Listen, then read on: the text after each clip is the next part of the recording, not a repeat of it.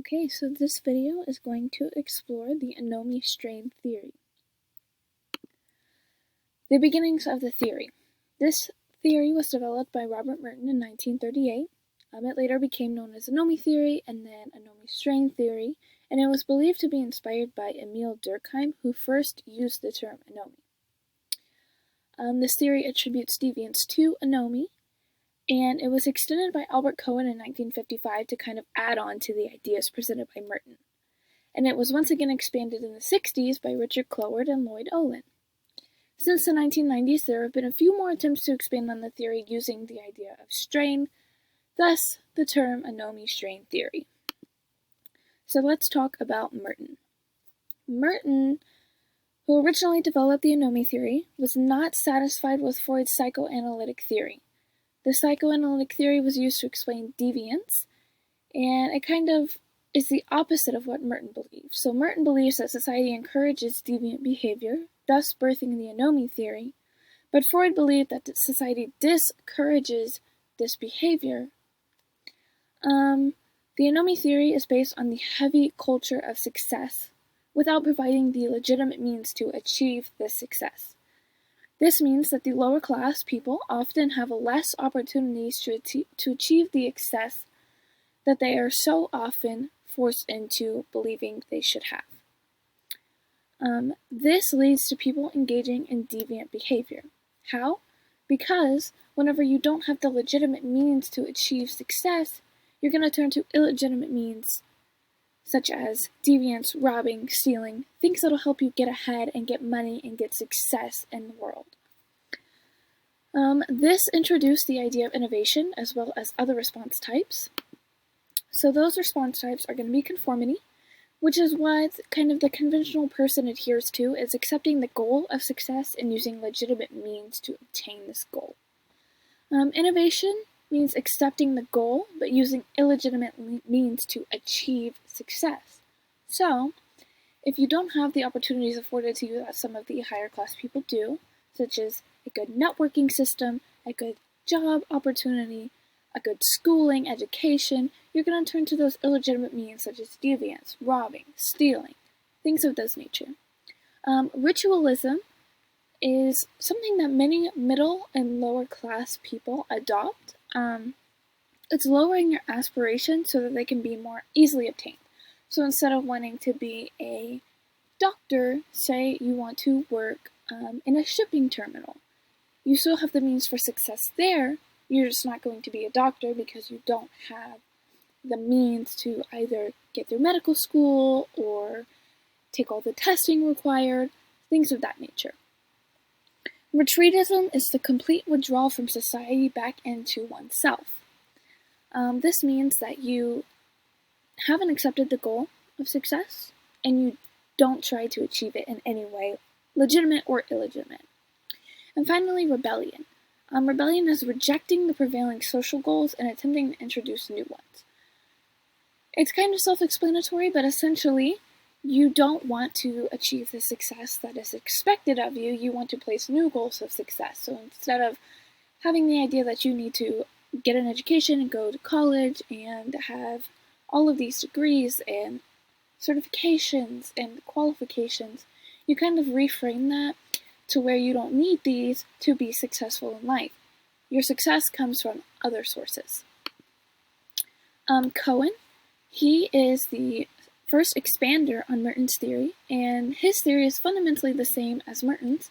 However, Cohen introduces the idea of status instead of success. So basically, this means that success has economic ideas tied to it, whereas status comes from who you are and who you're surrounded by. The lower classes want to have high status, just like their higher class peers, but they don't have a legitimate place to achieve this status, such as school. Schools are catered to the middle class, which forces these lower class boys to either adapt and change their views or turn towards deviance, which some can't always be successful in adapting and changing, so it does force them to turn towards deviance. And finally, class differences and lesser status are frustrating. This introduces the idea of status frustration. Essentially, these boys do not have the status that they want at school, so when they return home, they set up their own systems in their own neighborhoods to achieve this status. This is known as delinquent subculture. Now, Cloward and Olin also expanded on this theory. They accept the idea, but introduced the idea of differential illegitimate opportunity. So this means that the lower class not only struggle with legitimate opportunity, but they struggle with the illegitimate opportunities that they have within their neighborhoods and their little subcultures. So there are 3 types of illegitimate opportunity that they introduce to us. The first one is criminal, and this means that you fall into like the criminal subculture where you rob and steal, and this provides the opportunity for success. This is where Merton assumes that all deviants will turn to. But many don't. Many don't fit into this subculture. Now, the conflict subculture is where you achieve status by joining a violent gang or something of that nature. However, this is only available if the person possesses the skill set necessary to be successful in the subfield, such as strength or like intelligence, something that can help them really get in with that gang. And finally, we have the retreatist subculture, and this is essentially the drug subculture, which is where people kind of turn to more as a last resort than anything.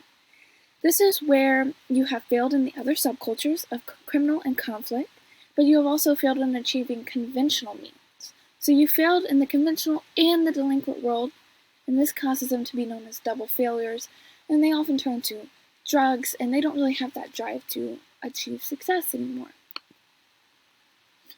The newest developments in this theory are presented by Stephen Messner and Richard Rosenfield first. They believe that it is not a lack of opportunity, but rather an anything-goes attitude that leads to deviance. So in order to achieve success, it's not that you have a lack of opportunity, but it's that you can do anything to achieve this success as long as you achieve it. Mark Conti adds on to this theory with his belief that there's little social interest, but strong self-interest. So you're not really concerned with the people around you, but you're more concerned about yourself and you achieving the success for yourself. And then Robert Agnew also adds on here, he believes that there are 2 other kinds of strain that leads to deviance aside from economic. One is the removal of positive stimuli, and the other is the presentation of negative stimuli. So the loss of positive stimuli would be like the loss of a girlfriend, the death of a loved one, something along those lines. And the presence of negative stimuli is going to be abuse, spanking, verbal abuse, stuff along those lines. So this causes frustration, which turns to deviance, and certain factors may strengthen the influence of that strain. And then finally, we have the problems with Anomie-Strain. The ones presented to us are that the evidence does not support the idea that lower class peoples hold the same goals as those in the classes above them. Data actually shows that they hold lower aspirations than the other classes, because likely they have grown up in generations in this lower class, being poor, sort of poverty, and thus they don't get those aspirations passed on to them of high success. They have ones that are passed on of more low success based. And then secondly, there is no strong evidence to support the idea that lower class people are more likely to engage in deviant activities than higher class people. Official statistics can be seen as unreliable because their attention is focused more on low class delinquents than high class ones. So they're more focused on, the robbery, the homicide, and things along that nature, rather than focusing on that white-collar crimes like tax evasion and things of that nature that are just as harmful, they just aren't focused on.